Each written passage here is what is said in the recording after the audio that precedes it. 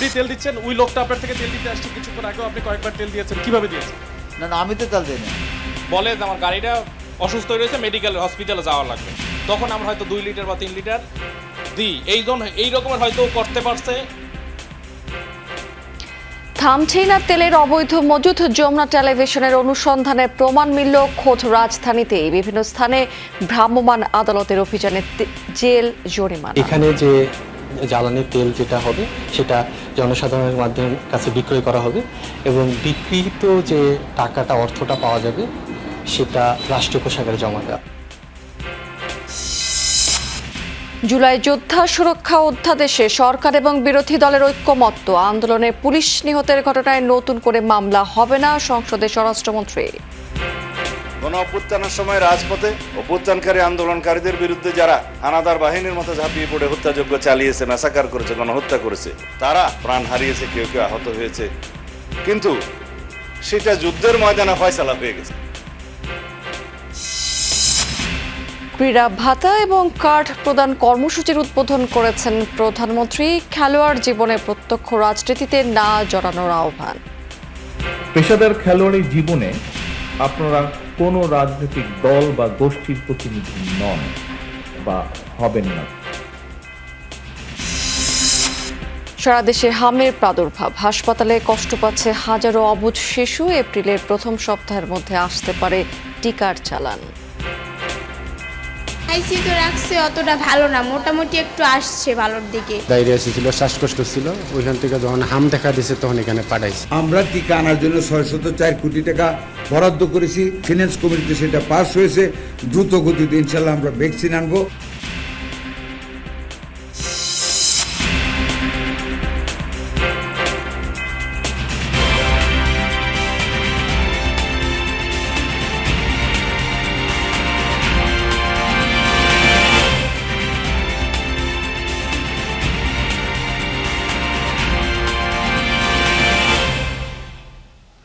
আমন্ত্রণ যমুনা নিউজে আপনাদের সবাইকে স্বাগত জানাচ্ছি। আমি রাবিয়া স্মৃতি। এতক্ষণ শিরোনাম দেখছিলেন, এবার চলে যাচ্ছি পুরো খবরে। জ্বালানি তেল নিয়ে কৃত্রিম সংকট তৈরির অভিযোগ দিন দিনই জোরালো হচ্ছে। পেট্রোল পাম্পের পাশেই অবৈধভাবে তেল মজুত এবং বেশি দামে বিক্রির প্রমাণ পেয়েছে যমুনা টেলিভিশন। অন্যদিকে ভাটারায় যৌথ বাহিনীর অভিযানে বিপুল পরিমাণ জ্বালানি উদ্ধার করা হয়েছে। গাজীপুরের কোনাবাড়িতে ফিলিং স্টেশনে তেল মজুত রেখেও বিক্রি না করাতে ম্যানেজারকে জেল দিয়েছে ভ্রাম্যমাণ আদালত। এদিকে দেশজুড়ে তেলের সংকটে ভোগান্তিতে পড়েছেন সাধারণ মানুষেরা। বিস্তারিত আলমগীরের ক্যামেরায় মশিউর অনিকের প্রতিবেদন। রাজধানী নিকুঞ্জে একটি ফিলিং স্টেশনে গেলে পাম্প কর্তৃপক্ষ জানায় তাদের কাছে বিক্রয়যোগ্য জ্বালানি তেল নেই, রাখা হয় না কোনো মজুদও। কিন্তু পাশের নিরাপত্তা কক্ষেই মিলেছে ভিন্ন চিত্র। তেল নেই এই সাইনবোর্ডের আড়ালে পাম্প সংশ্লিষ্টদের যোগসাজশেই বিক্রি হচ্ছে খোলা তেল, যা হাতে নাতে ধরে যমুনা টেলিভিশন। আপনি তেল দিচ্ছেন, ওই লোকটা আপনার থেকে তেল দিতে আসছে কিছুক্ষণ আগেও আপনি কয়েকবার তেল দিয়েছেন, কিভাবে দিয়েছেন? না না, আমি তো তেল দিই না। ক্যামেরার সামনে অস্বীকার করলেও পাম্প সংশ্লিষ্ট বিআরটিসি বাস ডিপোর নিরাপত্তা কক্ষ থেকে উদ্ধার হয় বোতলে মজুদ তেল। পরে আর অনুসন্ধানে বেরিয়ে আসে গোপনে তেল সংরক্ষণ করে তা গোপনে বেশি দামে বিক্রি করে আসছিলেন এই পাম্পের সংশ্লিষ্টরা। পাম্প কর্তৃপক্ষরা নিজেরা তেল মজুদ করছে। আমি রাখি নাই তেল। বিআরটিসি ডিপোর ভিতরে আপনি তেল নিয়ে এখান থেকে সাপ্লাই দিচ্ছেন, মিথ্যা বলছেন কেন? না স্যার, আমি সাপ্লাই দিই না তেল। এই সময় বিষয়টি নিয়ে কথা বলতে গিয়ে প্রথমে দায় এড়িয়ে যান পাম্পের ব্যবস্থাপক। আসলে এটা তো সিকিউরিটি, আমাদের আন্ডারের আমার কেউ না, সিকিউরিটি কোম্পানির লোক এই জায়গায় ছিল। তবে পরবর্তীতে স্বীকার করেন মানবিক কারণে বোতলে দেয়া হয়েছিল তেল। বলে যে আমার গাড়িটা অসুস্থ হয়ে রয়েছে, মেডিকেল হসপিটালে যাওয়া লাগবে, তখন আমরা হয়তো 2 লিটার বা 3 লিটার দিই। এই রকমের হয়তো করতে পারছে। বলেন কি এরকম কেন? এরকম তো কোনো সময় করে না, কেউই তো করে না, কিন্তু আপনি এভাবে করলেন কেন? বলছি ভাই 5 লিটার তেল দেন, 1 লোকের তেল চাইছিল, আমার কুশল ডাকতাম। সরকার নির্ধারিত 120 টাকার অকটেন এখানে গোপনে বিক্রি করা হচ্ছিল 200 থেকে 220 টাকায়। এদিকে রাজধানীর ভাটারা এলাকায় কাজী মোটরস নামের একটি প্রতিষ্ঠানে অভিযান চালিয়ে বিপুল পরিমাণ জ্বালানি তেল উদ্ধার করেছে যৌথ বাহিনী। এনএসআই ও পুলিশের যৌথ অভিযানে জব্দ করা হয় প্রায় 350 লিটার জ্বালানি। ঊর্ধ্বতন কর্তৃপক্ষের সাথে কথা বলে আমরা পরবর্তীতে আইনানুগ ব্যবস্থা নিব ইনশাআল্লাহ। কম দামে কেনা জ্বালানি তেল মজুত করে কৃত্রিম সংকট তৈরি করে বেশি দামে বিক্রির উদ্দেশ্য ছিল তাদের। অভিযানের সময় প্রতিষ্ঠানটির এক স্বত্বাধিকারীকে আটক করা হয়। এগুলা তো আমরা ওই যে তেলের দোকান আছে বিক্রি করে এর কাছ থেকে। এদিকে গাজীপুরের কোনাবাড়িতে একটি ফিলিং স্টেশনে অভিযান চালায় ভ্রাম্যমাণ আদালত। সেখানে প্রায় 34,000 লিটার তেল থাকলেও তেল নেই বলে সাইনবোর্ড ঝুলিয়ে বিক্রি বন্ধ করা হয়। এই সময় পাম্পের ম্যানেজারকে 1 মাসের বিনাশ্রম কারাদণ্ড দেওয়া হয়। এখানে যে জ্বালানি তেল যেটা হবে সেটা জনসাধারণের মাধ্যমে কাছে বিক্রয় করা হবে এবং বিক্রিত যে টাকাটা অর্থটা পাওয়া যাবে সেটা রাষ্ট্রীয় কোষাগারে জমা দেওয়া। এছাড়াও চট্টগ্রাম, সীতাকুণ্ড, নাটোর, গাজীপুর, সাতক্ষীরা সহ বিভিন্ন এলাকায় অভিযান চালিয়ে হাজার হাজার লিটার তেল জব্দ করেছে প্রশাসন। এদিকে নড়াইল, খুলনা, ঝিনাইদহ সহ বিভিন্ন জেলায় দীর্ঘ সময় লাইনে দাঁড়িয়েও তেল না পাওয়ায় সংঘর্ষের মতো ঘটনা ঘটে। কৃত্রিম সংকট তৈরি করে বাড়তি মুনাফা লুটতে সক্রিয় অসাধু চক্র, এমন অভিযোগ সংশ্লিষ্টদের। তবে এই অনিয়ম বন্ধে নিয়মিত অভিযান চালানোর কথা জানিয়েছে প্রশাসন। মশিউর অনিক, যমুনা নিউজ, ঢাকা। এদিকে বিশ্ববাজারের সাথে সঙ্গতি রেখে প্রতি মাসের মতোই জ্বালানি তেলের নতুন দাম নির্ধারিত হচ্ছে মঙ্গলবার। তবে উদ্ভূত পরিস্থিতি বিবেচনা করেই সরকার চূড়ান্ত সিদ্ধান্ত নেবে বলে জানিয়েছে জ্বালানি বিভাগ। বিশেষজ্ঞরা বলছেন যে ডিজেলের দাম বাড়লে তার প্রভাব পড়বে বহুমুখী। তবে অকটেন সহ অন্যান্য তেলের দাম বাড়ানোর পক্ষে রয়েছে তারা। আর চলমান সংকটকে মজুতদারির ফল উল্লেখ করে তা বন্ধ করতে সরকার কঠোর অবস্থানে যাচ্ছে বলেও ব্রিফিংয়ে জানিয়েছে মন্ত্রণালয়। এছাড়া কেবলমাত্র বাইকের জন্য লাইসেন্স থাকা সাপেক্ষে জ্বালানি কার্ড চালুর উদ্যোগ নিচ্ছে সরকার। পরীক্ষামূলকভাবে ঠাকুরগাঁওয়ে তা বাস্তবায়ন করছে জেলা প্রশাসন। গেল আওয়ামী লীগ সরকারের সময় থেকেই প্রতি মাসের শেষ দিনে ঘোষণা করা হয় জ্বালানি তেলের দাম। মূলত আন্তর্জাতিক বাজার থেকে কেনা দামের সাথে পরিবহন খরচ এবং অন্যান্য খাত হিসেব করেই নির্বাহী আদেশে তা বাড়ানো বা কমানো হয়। গতকালই প্রস্তাব পেয়েছি, আমরা কাজ করছি। 100 টাকার ডিজেল যদি 100 টাকায় রাখি তাহলে এটা হচ্ছে, আমি বলছি জিরো মার্জিন। আমরা যদি 2 টাকা বাড়াই তাহলে কি হবে, 5 টাকা বাড়াই তাহলে নানা রকম সিনারিও অ্যানালাইসিস করে ডেফিনেটলি অথরিটি একটা সিদ্ধান্ত আপনাদেরকে দ্রুততম সময়ের মধ্যে জানিয়ে দেবে। জুলাই যোদ্ধাদের সুরক্ষা অধ্যাদেশ সর্বসম্মতিক্রমে সংসদে বিল আকারে পাশ করার বিষয়ে ঐক্যমত্য হয়েছে বলে সংসদে জানিয়েছেন স্বরাষ্ট্রমন্ত্রী সালাউদ্দিন আহমদ। গণ অভ্যুত্থানের সময় পুলিশ হত্যার এই বিষয়টি এরই মধ্যে ফয়সলা হয়ে গেছে বলেও জানিয়েছেন তিনি। আর জ্বালানি পরিস্থিতি সরকারের প্রস্তুতি পরিকল্পনা সংসদে তুলে ধরে জ্বালানি মন্ত্রী বলেছেন যে জনগণের মধ্যে আতঙ্ক অনর্থক জটিল করে তুলেছে জ্বালানি পরিস্থিতি। সম্ভাব্য চাহিদার চেয়েও বেশি প্রস্তুতি রয়েছে সরকারের। তিনি বলেছেন যে জ্বালানি ঘাটতির চেয়ে মজুদের মানসিকতাই এখন সবচেয়ে বড় সমস্যা। দিনের কার্যসূচি অনুযায়ী এখন প্রশ্ন জিজ্ঞাসা। সংসদ অধিবেশনের আজকের কর্মসূচির শুরুতে প্রশ্ন জিজ্ঞাসা ও উত্তর। পুলিশ হত্যা নামক একটা ফ্রেম ব্যবহার করা হচ্ছে আওয়ামী লীগের তরফ থেকে। সেই বিষয়ে যে অস্পষ্টতা তৈরি হয়েছে, সেই বিশৃঙ্খলাগুলো দূরীকরণে স্বরাষ্ট্র মন্ত্রণালয়ের পক্ষ থেকে কোনো উদ্যোগ আছে কিনা আপনার মাধ্যমে জানতে চাই। জবাবে স্বরাষ্ট্রমন্ত্রী বলেন, সে ফয়সালা যুদ্ধের ময়দানেই হয়ে গেছে। গণ অভ্যুত্থানের সময় রাজপথে অভ্যুত্থানকারী আন্দোলনকারীদের বিরুদ্ধে যারা হানাদার বাহিনীর মতো ঝাঁপিয়ে পড়ে হত্যাযজ্ঞ চালিয়েছে, ম্যাসাকার করেছে, গণহত্যা করেছে, তারা জনতার প্রতিরোধের মুখে কেউ কেউ হয়তো প্রাণ হারিয়েছে, কেউ কেউ আহত হয়েছে, কিন্তু সেটা যুদ্ধের ময়দানে ফয়সালা হয়ে গেছে। এবং সেখানে জুলাই যোদ্ধাদেরকে সুরক্ষা দেওয়ার জন্য যে অধ্যাদেশ জারি করা হয়েছে, সেই বিষয়ে আমরা এই অধ্যাদেশটি এখানে গ্রহণ করার জন্য সবাই সর্বসম্মত হয়েছি। স্বতন্ত্র সংসদ সদস্য রুমিন ফারহানার প্রশ্ন মব কালচার নিয়ে। বিস্তারিত পরিসংখ্যানও তুলে ধরেন তিনি। যেহেতু একটা খারাপ কালচার বাংলাদেশে শুরু হয়েছে এবং আমি নিজেও 21শে ফেব্রুয়ারি সেটার একজন ভুক্তভোগী। জবাবে স্বরাষ্ট্রমন্ত্রী বলেন, দাবি আদায়ের নামে কোনো মবের সুযোগ দেবে না এই সরকার। রাস্তাতে যে কোনো দাবি নিয়ে সড়ক অবরোধ করে দাবি আদায়ের যে প্রবণতা ইন্টারিম গভর্নমেন্টের সময় দেখা গিয়েছে, ক্ষেত্র বিশেষে সেই গভর্নমেন্টের দুর্বলতার কারণে ইন্সপায়ার্ড হয়েছে, সেটাকে আমরা আর কখনো অ্যালাউ করব না। জরুরি জনগুরুত্বপূর্ণ বিষয়ে 300 ব্যথিতে বক্তব্য দেন জ্বালানি মন্ত্রী। তুলে ধরেন জ্বালানি পরিস্থিতি, সরকারের প্রস্তুতি পরিকল্পনা। সংসদকে জানান 17 ফেব্রুয়ারি সরকার শপথ নেওয়ার সময় ডিজেলের মজুদ ছিল 2,06,000 মেট্রিক টন। 30 মার্চ এ মজুদ এখন 2,18,000 মেট্রিক টন। 41 দিনে ডিজেল বিক্রি হয়েছে 4,82,000 মেট্রিক টন। এপ্রিল মাসে 50,000 মেট্রিক টন অকটেন আমদানি করা হবে। দেশের উৎস থেকে পাওয়া যাবে 30,000 মেট্রিক টন। আমাদের মোট ব্যবহৃত জ্বালানির 63% ডিজেল, যার সরবরাহ স্বাভাবিক, অর্থাৎ মোট ব্যবহৃত জ্বালানির 6.8% হলো অকটেন আর 6.77% পেট্রোলের জন্য ফিলিং স্টেশনের দীর্ঘ লাইন জ্বালানির ব্যবস্থাপনার সঠিক চিত্র প্রতিফলন করে না। এখানে প্রয়োজনীয় জ্বালানি সংগ্রহের মাধ্যমে মজুদ প্রবণতা থাকায় সংকট কৃত্রিমভাবে তৈরি হয়েছে। এই সংকট উত্তরণে সরকার সচেষ্ট রয়েছে তারেক রহমান সাহেবের নেতৃত্বে। মধ্যপ্রাচ্য পরিস্থিতিতে জ্বালানি সংকট ও প্রবাসীদের নিরাপত্তা নিয়ে করা প্রশ্নের জবাবে পররাষ্ট্র প্রতিমন্ত্রী জানান, বিদেশে বাংলাদেশের প্রত্যেক প্রবাসীর নিরাপত্তা নিশ্চিত করতে কাজ করছে মিশনগুলো। মধ্যপ্রাচ্য ছাড়াও যে সকল সোর্স থেকে আমরা জ্বালানি আনতে পারি সে ব্যাপারে আমরা নিরলস কাজ করে যাচ্ছি এবং ইনশাআল্লাহ আমরা সেটাতে সফল হব। রাতে সংসদ অধিবেশন মুলতবির পর গণমাধ্যমের সাথে কথা বলেন স্বরাষ্ট্রমন্ত্রী। জানান, গণভোট অধ্যাদেশ না হওয়ায় তোলা যাচ্ছে না সংসদে। এটা অধ্যাদেশই নয়, সেজন্য এটা সংসদে উত্থাপিত হয়নি। 133টা অধ্যাদেশ ছিল, এটা তার বাইরে একটি আদেশ। আদেশ সংসদে উত্থাপিত হয় না এবং এই আদেশটা বৈধ কি বৈধ না সেই বিষয়ে জুডিশিয়ারিতে এখন চ্যালেঞ্জ হয়ে আছে একটা রিটে। জনরায় হয়ে গেছে জানিয়ে এনসিপির সদস্য সচিব আখতার হোসেন বলেছেন, গণভোটকে এখন আর অবৈধ বলার সুযোগ নেই। গণভোটের জন্য যে অধ্যাদেশ, সেই অধ্যাদেশকে তারা যদি সংসদে অ্যাপ্রুভ নাও করেন, যে গণভোট অনুষ্ঠিত হয়েছে সেটাকে কোনোভাবেই অবৈধ বলার কোনো সুযোগ নেই, বরং গণভোট অবশ্যই বৈধ এবং আইনগতভাবে তার বৈধতাকে কোনোভাবেই আর চ্যালেঞ্জ করা যাবে না।